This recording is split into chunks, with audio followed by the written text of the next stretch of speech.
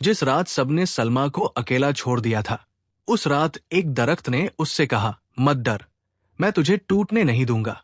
छोटे से शहर के एक कोने में बसी गलियों में अगर कोई सबसे ज्यादा दुआ मांगता था तो वो थी 28 साल की सलमा। न तो उसके पास कोई महल था, न ही कोई बड़ी पहचान, लेकिन एक चीज थी जो उसे दूसरों से अलग बनाती थी, अल्लाह पर अटूट भरोसा। सलमा की जिंदगी कभी आसान नहीं थी। 14 साल की छोटी उम्र में एक गरीब घर की ईस्ट बचाने के लिए उसकी शादी कर दी गई थी। उसका शौहर इमरान एक मेहनती रिक्शा ड्राइवर था जो दिन रात पसीना बहाता था ताकि उसके 3 बच्चों का पेट भर सके। सलमा एक सादगी पसंद, पाक दिल औरत थी। वो ज्यादातर वक्त या रहीम या करीम की तसब्बी करती रहती थी। उसके चेहरे पर एक अजीब सी रूहानी चमक थी, जैसे कोई फरिश्ता उसके साथ चलता हो। मगर फिर एक दिन खर टूटा। इमरान का एक तेज रफ्तार ट्रक से एक्सीडेंट हो गया। मौत इतनी जल्दी आई कि सलमा को रोने का भी वक्त नहीं मिला। मोहल्ले की औरतें उसे घेर कर कहने लगी, अल्लाह सब्र दे बहन, अब कैसे चलेगा घर। घर की दीवारें खामोश थी, बच्चों की आंखों में सवाल थे। सलमा ने उस रात आसमान की तरफ देखकर कहा, या अल्लाह, अब तू ही मेरा मालिक है। इसी रात से उसकी कहानी में एक अजीब मोड़ आया। सलमा एक पुराने नीम के पेड़ के नीचे बैठी थी, आंखों से आंसू बह रहे थे। तभी हल्की सी हवा चली और पेड़ की शाखें कुछ ज्यादा ही सरसराने लगी। एक नर्म और गूंजती आवाज आई, मत रो सलमा, मैं तुझे बहुत वक्त से देख रहा हूं, मैं तुझे अकेला नहीं छोड़ूंगा। सलमा ने डरते हुए चारों तरफ देखा, मगर कोई इंसान नहीं था। आवाज फिर आई, मैं इस पेड़ में रहने वाला जिन हूं। तेरे सब्र और तेरी दुआओं ने मुझे मजबूर कर दिया है कि तुझसे बात करूं। सलमा हैरान थी, डरी भी थी, लेकिन उस आवाज में अजीब सा सुकून था। वो जिन कहने लगा, मैं कोई बुरा जिन नहीं हूं, मैं तेरी मदद करूंगा, क्योंकि तूने दुनिया से नहीं अल्लाह से उम्मीद रखी है। उस रात सलमा की जिंदगी बदल गई। अगली सुबह जब वो घर लौटी तो उसके आंगन में एक थाली रखी थी, ताजा रोटियां, सब्जी और बच्चों के लिए दूध। कोई दिखा नहीं, मगर सलमा समझ गई, साय का दरख्त अब उसके साथ है। सलमा की आंखों में आंसू थे, लेकिन इस बार डर के नहीं, शुक्र के। उसने पेड़ की तरफ देखा और बस इतना कहा, अगर तू अल्लाह का भेजा हुआ है तो मुझे और मेरे बच्चों को टूटने मत देना। जब किसी की झोली दुआओं से भरने लगे तो दुनिया के दिलों में शक की आग लग जाती है। सलमा की जिंदगी में जैसे ही राहत की एक किरण दिखी, पूरा मोहल्ला हैरान था। कल तक जो औरत दर दर भटकती थी, अब उसके आंगन में हर रोज ताजा खाना कैसे पहुंच रहा था। उसके बच्चों के चेहरे पर मुस्कान कहां से आई, और सबसे ज्यादा सलमा के चेहरे की वो रोशनी, वो सुकून, जैसे किसी रूहानी ताकत ने उसके दुख हर लिए हों। पहला शक पड़ोसन नसीमा का। नसीमा, सलमा की पड़ोसन, जो कभी उसकी सबसे बड़ी हमदर्द हुआ करती थी, अब सबसे पहले शक करने वालों में थी। वो हर रोज अपने घर की खिड़की से झांकती रहती थी, देखती थी कि सलमा कहाँ जाती है, किससे मिलती है और घर में क्या आता है। एक दिन जब सलमा अपने बच्चों को दूध पिला रही थी, नसीमा ने अपनी बहन से कहा, ये कुछ तो काला जादू कर रही है, भला बताओ, बिना कमाए इतना सब कुछ कैसे आ सकता है। नसीमा का शक मोहल्ले की दूसरी औरतों तक भी पहुंच गया और फिर शुरू हुआ फुसफुसाहटों का सिलसिला। कोई कहता जिन पाल लिया है, कोई कहता कहीं से पैसे आने लगे हैं। सलमा का सब्र। सलमा इन बातों से वाकिफ थी, उसके कानों तक भी बातें पहुंची, लेकिन उसने जवाब नहीं दिया। उसने अपनी रोटियों की थाली अपने बच्चों के आगे रखी और कहा, लोग क्या कहते हैं, इससे फर्क नहीं पड़ता बेटा, जब तक हमारा मालिक खुश है। उसने नीम के पेड़ को देखा जहां जिन रहता था। वो जानती थी कि ये पेड़ अब सिर्फ पेड़ नहीं, उसकी उम्मीद और अल्लाह की रहमत का जरिया है। एक दिन मोहल्ले की मस्जिद के बाहर कुछ मर्द इकट्ठा हुए। उनमें से एक था हाफिज इस्लाम, जो खुद को बहुत बड़ा ज्ञानी समझता था। उसने कहा, हमें इस औरत के घर जाकर देखना चाहिए, हो सकता है वो किसी गलत चीज में लिप्त हो। कई मर्द और औरतें सलमा के घर के सामने जमा हो गए। सलमा घबरा गई, बच्चों को अंदर भेजा और खुद दरवाजे पर आई। क्या बात है? उसने शांत आवाज में पूछा। हाफिज इस्लाम ने कहा, हम आपके घर में तलाशी लेना चाहते हैं। सलमा ने एक लंबी सांस ली, फिर दरवाजा खोल दिया। लोग घर के हर कोने में झांकते रहे, अलमारी, रसोई, छत, आंगन, लेकिन उन्हें कुछ भी असामान्य नहीं मिला। सब कुछ सामान्य, साफ सुथरा और सादगी से भरा था। हाफिज इस्लाम को कोई जवाब नहीं सूझा। सलमा ने कहा, आपको कुछ मिला? वो चुप रहा। लोग धीरे धीरे खिसकने लगे, लेकिन मोहल्ले के शक अब भी खत्म नहीं हुए थे। उस रात सलमा पेड़ के नीचे बैठी और धीरे से बोली, क्या तूने देखा? लोग कैसे हैं? जिनकी आवाज आई, ये दुनिया है सलमा। यहां किसी की इबादत भी लोगों को खटकती है, लेकिन डर मत, मैं तेरे साथ हूं। सलमा की आंखों से आंसू निकल आए। जिन बोला, तू सिर्फ सब्र कर, एक दिन ये लोग खुद तुझे सलाम करेंगे। बच्चों की मासूम बातें। उस रात सलमा के बेटे आरिफ ने पूछा, अम्मी, सब लोग क्यों आते हैं हमारे घर? सलमा ने उसे अपने गले से लगाते हुए कहा, क्योंकि बेटा, जब किसी को अल्लाह से ज्यादा कुछ मिल जाता है तो लोगों को यकीन नहीं होता कि वो रहमत हो सकती है। वो समझते हैं कि उसमें कुछ गलत होगा। आरिफ बोला, क्या अल्लाह को ये सब अच्छा लगता है? सलमा मुस्कराई, अल्लाह को वो सब अच्छा लगता है जिसमें हम सब्र और शुक्र करते हैं। जिन की मदद। एक रात सलमा बहुत बीमार हो गई। उसके पास दवा के लिए पैसे नहीं थे। वो बस पेड़ के नीचे बैठ गई और आंखें बंद करके या शाफी का जिक्र करने लगी। थोड़ी ही देर में पेड़ के नीचे एक थैली गिरी जिसमें दवाइयां थी, साथ में एक पर्ची भी। शिफा उसी के हाथ में है जिसने दर्द दिया। ये सिर्फ जरिया है। सलमा की आंखों से फिर आंसू बह निकले। उसकी बीमारी कुछ ही दिनों में ठीक हो गई, लेकिन अब मोहल्ले वालों को और शक हुआ, कहीं ये जिन तो नहीं। एक दिन किसी ने सलमा के घर पर पत्थर फेंका। एक कागज में लिखा था, तू जिनात की दोस्त है, हमारे बच्चों से दूर रह। सलमा टूटने लगी। उसने अपने बच्चों को स्कूल भेजना बंद कर दिया। मोहल्ले में सबने दूरी बना ली, लेकिन वो रोज उसी पेड़ के नीचे बैठ जाती और अपने अल्लाह से बात करती, कभी जुबान से, कभी आंसुओं से। सलमा ने पेड़ की तरफ देखा और कहा, अगर तू अल्लाह का भेजा है तो मुझे और मेरे बच्चों को जलील न होने देना। जिनकी आवाज आई, तेरे सब्र की इंतहा अब पूरी होने को है। अगला मोड़ तुझे ताज्जुब में डाल देगा। जब परछाइयां बोलने लगे और हवाएं नाम पुकारें, तब समझो कि कोई हकीकत जाहिर होने को है। सलमा की जिंदगी अब तन्हाई और सजदे के बीच सिमट गई थी। मोहल्ले के तानों और दूरियों ने उसे और उसके बच्चों को एक तरह से कैद कर दिया था। वो दिन में घर में रहती और रात को चुपचाप नीम के पेड़ के नीचे बैठ जाया करती। वही उसका जिन, उसका हमराज उसके पास आता था। उसकी मुलाकातें अब आम बात बन चुकी थी। मगर आज की रात कुछ अलग थी। हवा में एक अजीब सी बेचैनी थी। सलमा ने आंखें बंद करके तस्बीह पकड़ी और या रहमान या रहीम का वजीफा शुरू कर दिया। तभी एक ठंडी हवा चली और नीम के पत्ते जोरों से सरसराने लगे। जिन की आवाज आई, लेकिन आज उसमें वो नरमी नहीं थी। सलमा, आज वो वक्त है जब तुझे मेरी असलियत जाननी होगी। सलमा चौंक गई। उसका दिल जोरों से धड़कने लगा। क्या मतलब? क्या तू कोई बुरी रूह है? नहीं सलमा, जिन ने कहा, मगर मैं जो हूं वो तुझे जानना चाहिए। अब तू तैयार है उस सच्चाई को जानने के लिए जिसे सालों से छुपाया गया है। जिन की कहानी। मेरा नाम खालिद है। जिन ने अपनी बात शुरू की। मैं कभी इंसान था, तुम्हारे ही शहर के एक रईस खानदान का बेटा। बहुत घमंडी, खुदगर्ज और जालिम था मैं। मेरा ईमान सिर्फ दौलत पर था और मजलूमों की चीखें मुझे तकलीफ नहीं देती थी। सलमा ध्यान से सुन रही थी। उसकी सांसें थम सी गई।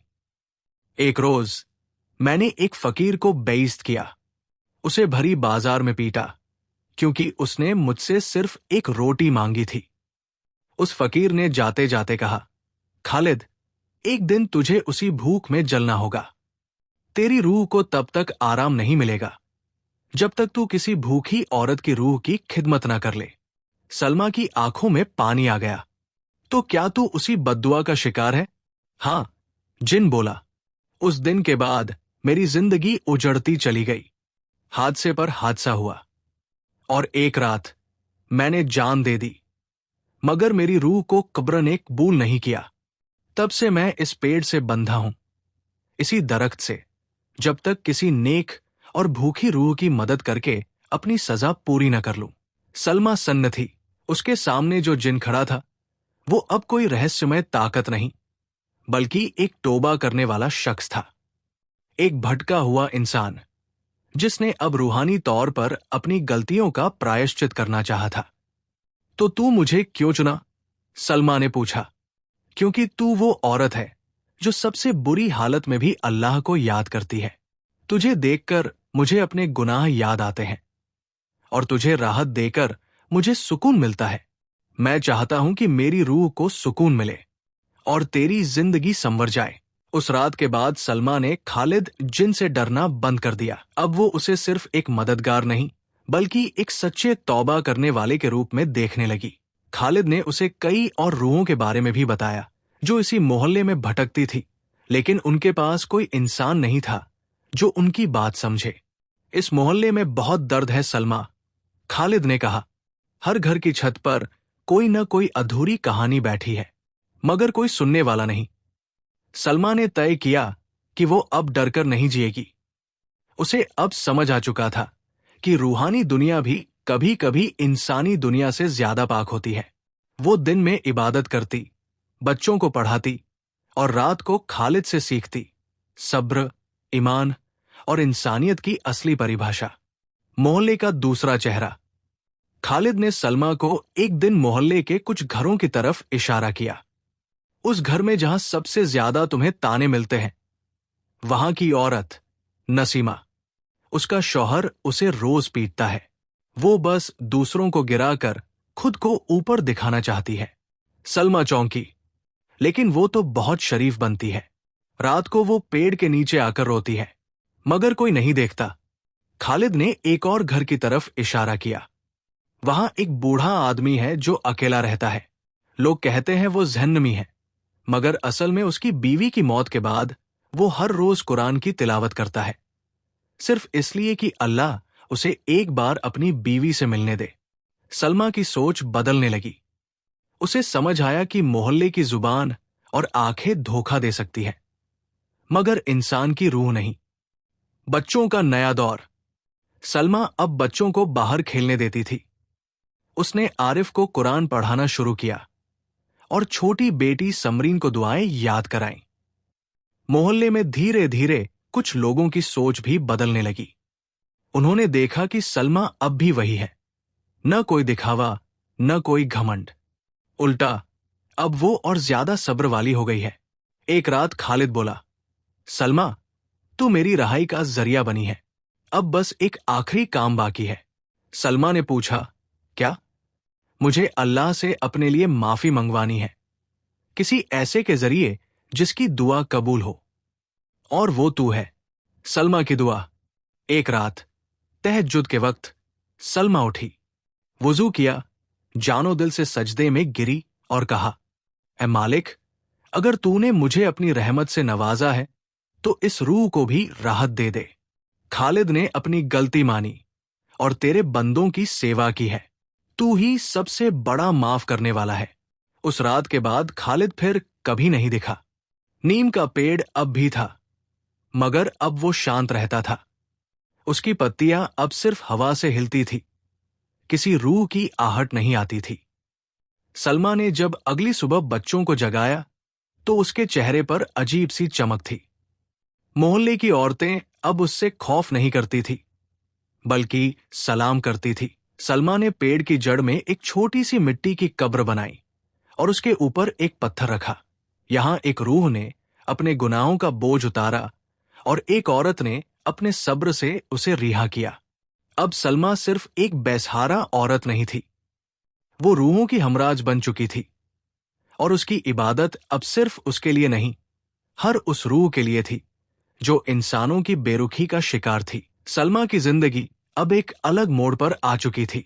जिन खालिद का साथ उसके लिए न सिर्फ एक रहमत बन चुका था, बल्कि वो उसका रूहानी हमसफर भी बन गया था। वो अब अकेली नहीं थी, ना दिल से, ना जिस्म से, और ना ही रूह से।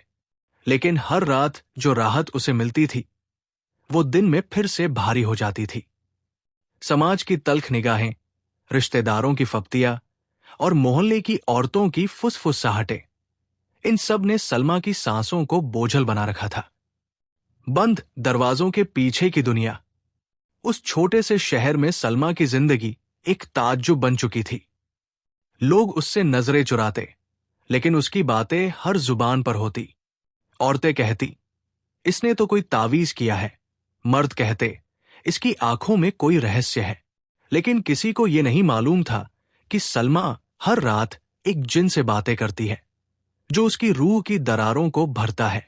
खालिद अब उसके घर के पुराने नीम के पेड़ से निकलकर उसके दिल के आंगन में आ बसा था। वो अब इंसानी शक्ल में नजर आता, उसके सवालों का जवाब देता और उसे ऐसी बातों का इल्म देता जो आम इंसान की समझ से बाहर थी।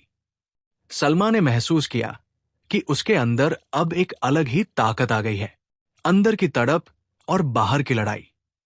मगर ताकत के साथ आती है आजमाइश। खालिद ने एक रात कहा, सलमा, अब वक्त है उन दरवाजों को खोलने का जो तुमने अपने दिल में बंद कर रखे हैं। तुम्हें माफ करना होगा, और खुद को भी। सलमा के आंखों से आंसू बह निकले। मैं कैसे माफ करूं उन लोगों को जिन्होंने मेरी जिंदगी से मेरी मासूमियत छीन ली, जो हर रोज मेरे बच्चों के भूख को तमाशा बनाकर देखते हैं। खालिद मुस्कुराया, माफी देना कमजोरी नहीं, रूह की ताकत है। ये तुम्हें उस मकसद तक ले जाएगा जो तुम्हारी तकदीर में लिखा गया है। एक दिन सलमा तीनों बच्चों को लेकर शहर की पुरानी मस्जिद गई। वहां एक बूढ़ा मौलवी बैठा था, जिसकी आंखें जैसे सब कुछ देख चुकी थी। उसने सलमा को दूर से देखा और बुलाया, बेटी, तुम्हारे चेहरे पर रूहानी असर है, मगर यह असर तुम्हें एक दिन इम्तिहान में डालेगा। मौलवी ने कहा। सलमा चौंकी, आप क्या कहना चाहते हैं? मौलवी ने उसे एक पुराना मटमैला सा कागज दिया, जिस पर कुछ आयतें लिखी थी। ये उस दरवाजे की चाबी है जो तुम्हारे अतीत से जुड़ा है। जब वक्त आए, इसे पढ़ना। पहला सपना, पहला डर। उस रात सलमा को एक सपना आया। वो खुद को एक पुरानी हवेली के सामने खड़ी पाती है। दरवाजे खुद ब खुद खुलते हैं और अंदर एक आईना होता है। जब वो आईने में झांकती है तो खुद को एक जंजीरों में जकड़ी औरत की शक्ल में देखती है। तभी पीछे से एक आवाज आती है, तू वही है जिसने खुद को कैद किया, अब खोल दरवाजा। सलमा की नींद खुल गई। वो पसीने से भीगी हुई थी। खालिद ने उससे कहा, अब वक्त है कि तुम उस हवेली को ढूंढो जो तुम्हारे ख्वाबों में आई। वो हकीकत है, वहां तुम्हारी रूह को कैद करने वाली ताकत रहती है। सलमा ने पूछा, मगर मैं अकेली कैसे जाऊं? खालिद ने जवाब दिया, तुम अकेली नहीं हो। मैं तुम्हारे साथ रहूंगा, मगर दिखाई नहीं दूंगा। तुम्हें अपने भरोसे चलना होगा। हवेली की तलाश। अगली सुबह सलमा अपने सबसे छोटे बेटे को पड़ोसन के पास छोड़कर निकल पड़ी। 2 बड़े बच्चों को साथ लिया ताकि डर कम हो। 3 घंटे के सफर के बाद उन्हें जंगल के बीचों बीच एक टूटी फूटी हवेली नजर आई, वही जिसकी तस्वीर सलमा ने ख्वाब में देखी थी। दरवाजा जंग लगा हुआ था, लेकिन हल्का सा धक्का देने पर खुल गया। अंदर घुप अंधेरा और सन्नाटा था। बच्चे डर के मारे कांप रहे थे, लेकिन सलमा ने उन्हें हिम्मत दी। डर का सामना और रूह का सफर। जैसे ही वो अंदर गई, दीवारों पर अजीबोगरीब निशान थे। एक कमरा ऐसा था जहां एक पुराना आईना रखा था, बिल्कुल वैसा जैसा सपने में देखा था। सलमा ने आईने में झांका तो देखा कि उसकी आंखें सुर्ख है और पीछे एक साया खड़ा है। वो पलटती है, मगर कोई नहीं। फिर खालिद की आवाज गूंजती है, वो तेरे अंदर का डर है, तुझे उसे तोड़ना होगा। सलमा ने जोर से बिस्मिल्लाह पढ़ी और आईने को तोड़ दिया। एक तेज चीख हवेली में गूंजी और दीवारें हिलने लगी। बच्चों ने रोना शुरू कर दिया। मगर तभी हवेली के पिछवाड़े से रोशनी की एक लकीर फूटी, जो सीधी सलमा के ऊपर पड़ी। रूह की आजादी। वो लकीर जैसे उसके जिस्म में समा गई। उसे महसूस हुआ जैसे कोई बोझ उतर गया हो। उसके दिल का दरवाजा खुल गया था। वो हवेली अब पहले जैसी डरावनी नहीं थी। वो अब वीरान मगर शांत थी। खालिद की आवाज फिर आई, अब तू आजाद है सलमा। अब तू दूसरों की रूहों को भी राहत दे सकती है। जब सलमा घर लौटी, मोहल्ले के लोगों ने देखा कि उसका चेहरा पहले से ज्यादा रोशन था। उसकी आंखों में एक नूर था। अब लोग उससे डरते नहीं थे, बल्कि उसकी बातों को ध्यान से सुनते थे। उसने गरीब औरतों को तालीम देना शुरू किया, उनके बच्चों को कुरान पढ़ाना सिखाया और हर शुक्रवार को औरतों को रूहानी बातें सुनाने लगी। वो हवेली अब उसकी याद में बसती थी, लेकिन उसका असर हर दिन उसके कर्मों में झलकता था। क्या सलमा अपनी नई ताकत को दुनिया की भलाई में इस्तेमाल कर पाएगी, या अतीत के साए फिर से लौटेंगे? सलमा की जिंदगी एक अजीब दोराहे पर खड़ी थी। एक तरफ वो अपनी आध्यात्मिक यात्रा में बहुत आगे बढ़ चुकी थी, दूसरी तरफ उसकी दुनिया अब भी उसी समाज की गिरफ्त में थी जहां से वो आई थी। जिन्न की मदद से उसकी जिंदगी में बहुत से बदलाव आ चुके थे, लेकिन वो साए जो उसके अतीत से जुड़े थे अब भी उसे चैन से जीने नहीं देते थे। शाम के वक्त जब हवाओं में ठंडक घुलती थी और पुरानी हवेली की दीवारें अंधेरे से बातें करने लगती थी, सलमा अक्सर अपने पुराने जख्मों को सहलाते हुए सोच में डूब जाती थी। उसकी माँ, जिसने उसे 14 साल की उम्र में ब्याह दिया था, अब दुनिया में नहीं रही थी, मगर उसकी आवाज, उसकी थकी हारी आंखें और वो बेबसी का लम्हा जब सलमा की विदाई हुई थी, वो सब अब भी सलमा के जहन में एक फिल्म की तरह चलते थे। एक रात जब हवेली की छत पर बैठी वो तारों को देख रही थी, जिन्न उसके पास आया। उसने धीमे से पूछा, क्या अब भी तुम्हें डर लगता है सलमा? सलमा ने चुपचाप सिर हिलाया। डर अब अंधेरे से नहीं, अपने अतीत से लगता है। वो सब कुछ जो मैंने सहा, वो मुझसे पीछा नहीं छोड़ते। जिन्न ने उसे एक पुरानी किताब दी, चमड़े की जिल्द वाली, धूल भरी। उसने कहा, इसमें तुम्हारे जवाब है, पढ़ो इसे। हर पन्ना तुम्हें तुम्हारी ही परछाइयों से मिलवाएगा। रात दर रात सलमा उस किताब के पन्ने पलटती रही। हर पन्ना उसकी जिंदगी के किसी न किसी हिस्से से मिलता जुलता लगता। एक पन्ने पर लिखा था, जिन्होंने तुम्हें गिराया वही तुम्हारी उड़ान का सबक बनेंगे। ये पढ़कर उसकी आंखों में आंसू आ गए। कुछ ही दिनों में सलमा ने यह समझ लिया कि रूह की सबसे बड़ी बंदिश उसकी अपनी सोच होती है, और जिस दिन वो अपनी सोच की कैद से निकल गई, उसी दिन वो वाकई आजाद होगी। इसी दौरान हवेली के पास एक नया किराएदार रहने आया। नाम था नदीम। बहुत ही शरीफ और खामोश मिजाज का लड़का। वो एक लेखक था और लोक कथाओं पर रिसर्च कर रहा था। उसने हवेली के बारे में सुना और किराए पर एक कमरा ले लिया। सलमा और नदीम की पहली मुलाकात बहुत मामूली थी, मगर धीरे धीरे वो महसूस करने लगी कि नदीम उसकी मौजूदगी में अजीब सी गर्माहट महसूस करता है। वो सलमा से सवाल करता, उसकी कहानियां सुनता और फिर रात को उन्हें डायरी में लिखता। एक रात नदीम ने उससे पूछा, क्या तुम खुद को माफ कर चुकी हो? सलमा कुछ देर चुप रही, फिर बोली, मैं खुद को कभी दोषी समझती ही नहीं थी, मगर समाज ने मुझे ये एहसास दिला दिया कि मैं गुनहगार हूं। अब मैं उन आवाजों को बंद कर रही हूं। नदीम मुस्कराया, तुम्हारी कहानी लोगों को रुलाएगी, मगर शायद उन्हें उनकी भी सच्चाई दिखाएगी। इन्हीं दिनों हवेली में अजीब घटनाएं फिर से होने लगी। दीवारों से खरोंच की आवाजें, अचानक बुझते दिए और सलमा की नींद में फिर से लौटते डरावने ख्वाब। जिन्न ने बताया कि किसी और आत्मा की भी उस हवेली में बंदिश थी। एक औरत जिसकी दास्तां सलमा से मिलती जुलती थी। सलमा और नदीम ने मिलकर उस आत्मा की कहानी जानने की ठानी। पुरानी रजिस्टरों और गांव के बुजुर्गों की मदद से पता चला कि कोई नाजो नाम की औरत भी कभी इसी हवेली में रहती थी। उसे उसके ही ससुराल वालों ने जला दिया था, दहेज के लिए। उसकी आत्मा तब से उसी हवेली में भटक रही थी। सलमा ने जिन्न की मदद से एक रात नाजों की आत्मा को पुकारा। वो आई, आंखों में खून, चेहरे पर दर्द और जुबान पर बद्दुआएं। मगर सलमा ने उसे सिर्फ एक बात कही, तुम्हारा बदला नहीं, तुम्हारी आजादी जरूरी है। जिन्न ने दोनों औरतों के दरमियान एक रूहानी दुआ पढ़ी और उस रात हवेली के आंगन से एक अजीब सी रोशनी उठी, जैसे किसी ने लंबी कैद के बाद खुले आसमान को देखा हो। नाजों की आत्मा एक रोशनी बनकर फलक की तरफ उड़ गई। उस रात के बाद हवेली में सुकून उतर आया। दीवारें अब भी पुरानी थी, मगर अब उनमें करहा नहीं, सिर्फ खामोशी थी।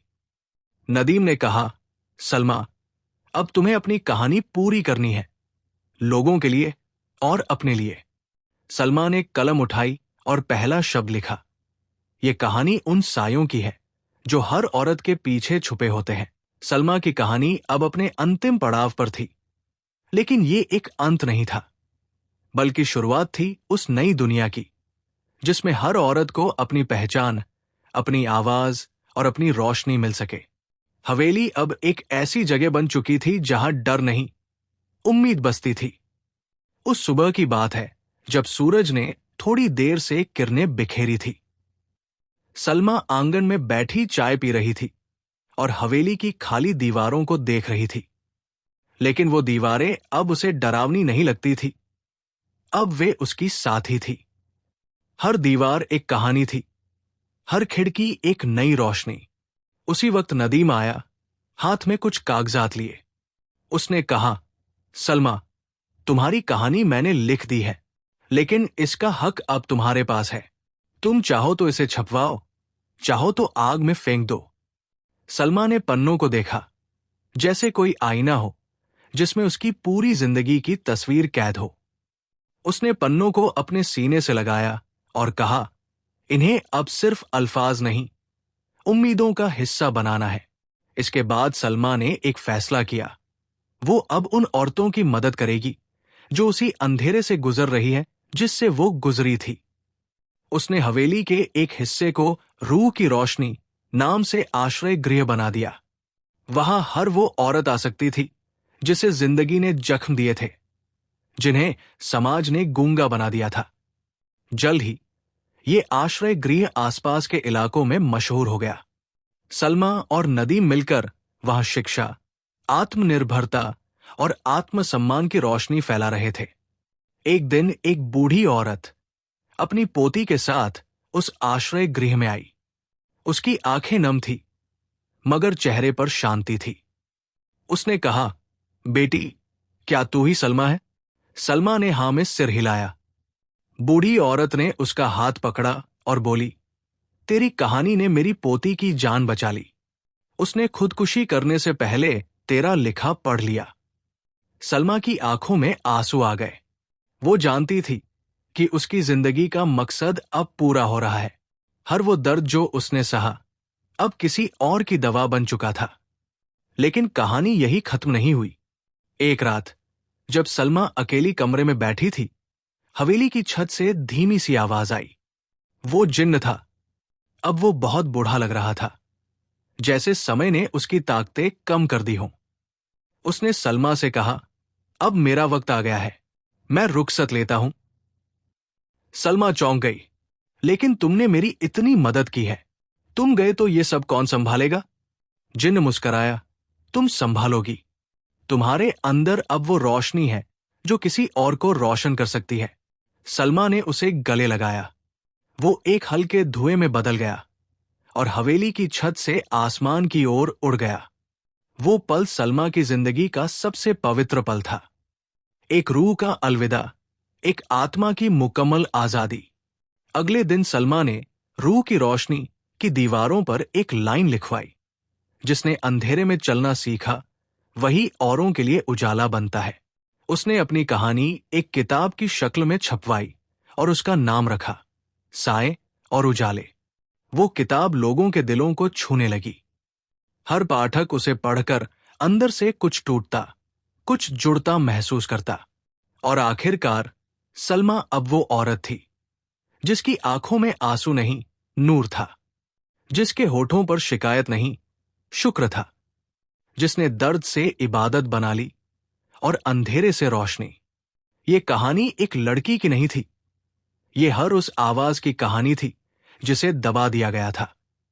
ये हर उस रूह की ताबीर थी जिसे कभी आजादी नसीब नहीं हुई थी। और अब सलमा का सफर खत्म नहीं हुआ था। वो हर उस दिल में जिंदा थी जो जख्मी था, मगर अब उम्मीद से भरा था। अगर आपको हमारी ये कहानी पसंद आई हो और इससे कुछ सीखने को मिला हो तो इसे लाइक करना न भूलें। अपनी राय हमें कमेंट में जरूर बताएं, क्योंकि आपकी राय हमारे लिए बहुत अहम है। इस वीडियो को अपने दोस्तों और घरवालों के साथ शेयर करें ताकि ये पैगाम ज्यादा से ज्यादा लोगों तक पहुंचे। और अगर आप ऐसी ही दिलचस्प और इबरतनाक कहानियां देखना चाहते हैं तो जावेद वॉइस टू चैनल को सब्सक्राइब करें और बेल आइकन दबाएं ताकि आपको हमारी नई वीडियो की नोटिफिकेशन सबसे पहले मिले। आपका साथ हमारे लिए बहुत मायने रखता है। शुक्रिया।